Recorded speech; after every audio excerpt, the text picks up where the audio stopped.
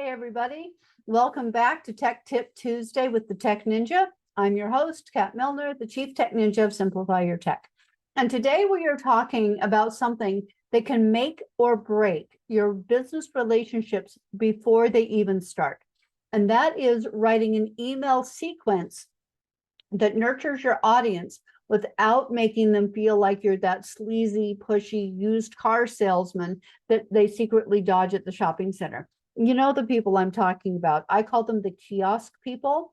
And they're the ones that when you go to walk past them, you're kind of like, because you do not want to make eye contact, because as soon as you do, you know they're going to pounce on you. They're going to try and keep you there, and they're going to try and twist your arm and high pressure sells you into buying whatever it is that they want.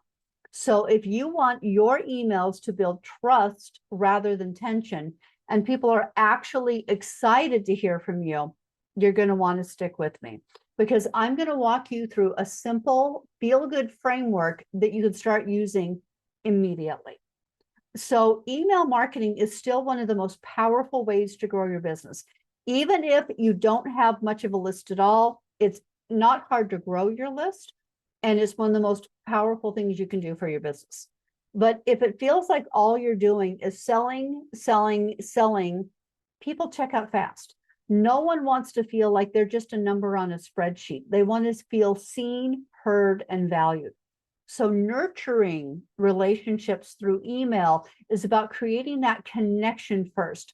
And when you do that well, the sales will naturally happen and it will feel like magic. So let's dive into how to actually do that without making you feel like you need to shower afterward. So first things first, your welcome email. Now, more often than not, this sequence will start because someone has downloaded your free lead magnet. That's usually how these relationships begin. This is not where you slam them with your offer or your 27-step sales funnel. You're just going to welcome them warmly. Thank them for joining your list. You may even have a thing on your website where they sign up for your newsletter. Same thing. Thank them for joining. Let them know what to expect from you. And if they signed up for a free lead magnet, send that right away. Keep it in that welcome email to say, thanks for signing up. Thanks for wanting my download. Here's the link. Done. Keep it light, human, and relatable, like you're greeting a friend at a coffee shop, like you're just hanging out. We're just talking. It's nothing serious. Think, here's your latte. So glad you're here, but not buy my entire menu immediately. Okay, we're just starting out a conversation. Next, you want to make sure that you deliver value before you even think about pitching them anything that you have to sell. This is the heart of the nurture relationship. Your emails give your readers value and little wins, because that shows that A, you know what you're talking about, and B, you can help them. And when they start getting those little wins, they're going to start thinking, wow, if this is what she does for free, what would she do in a paid program? Okay, so you're going to give them things like helpful tips, relatable personal stories, quick insights, even some behind the scenes peeks, anything that's going to make their life easier, better, or even just give them a reason to smile. So remember, when your emails feel like gifts, people will want to open them. And it's not because they're hoping for a discount code. It's because they contain value. Now, even if people love you, their brains are going to come up with reasons not to take action. That's just human nature. Okay. People inherently don't want to take action.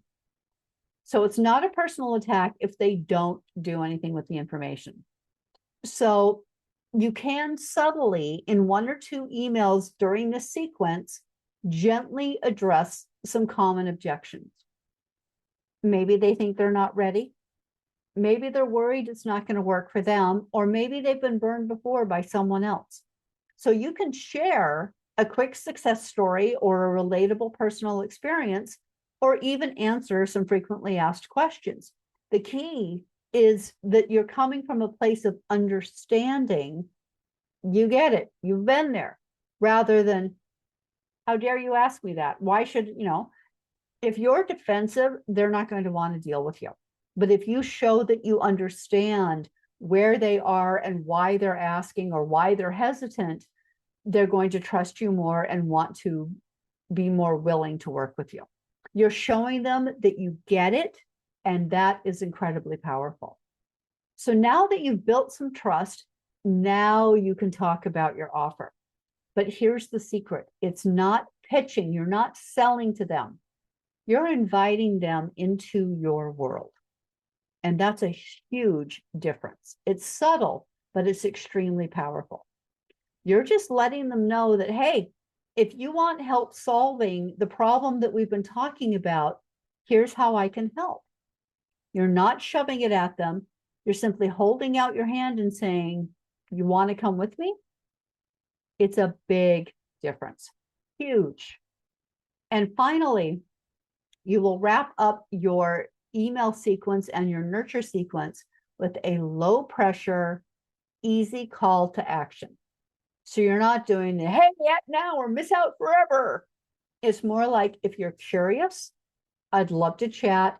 Here's the link to book in a complimentary call with me. Have you got questions? Just hit reply. I'm here to answer.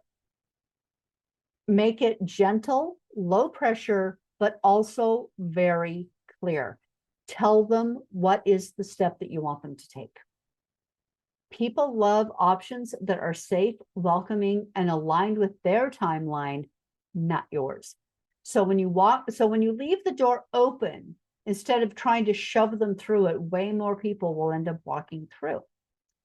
So there you have it. That's really all there is to it. When you focus on welcoming, giving value, addressing real concerns, and inviting rather than pushing, your email sequence becomes a relationship builder, not a sales machine.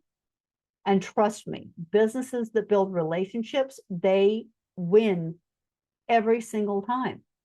Because if you want the full breakdown, plus some subject lines you can totally steal, you want to check out the full blog post. I'll pop the link below in this video for you. So thanks for coming, and I look forward to seeing you next time. So go create some emails that make people feel seen, supported, and super excited to work with you. You've got this. I'd love to hear in the comments how it goes for you. See you next time.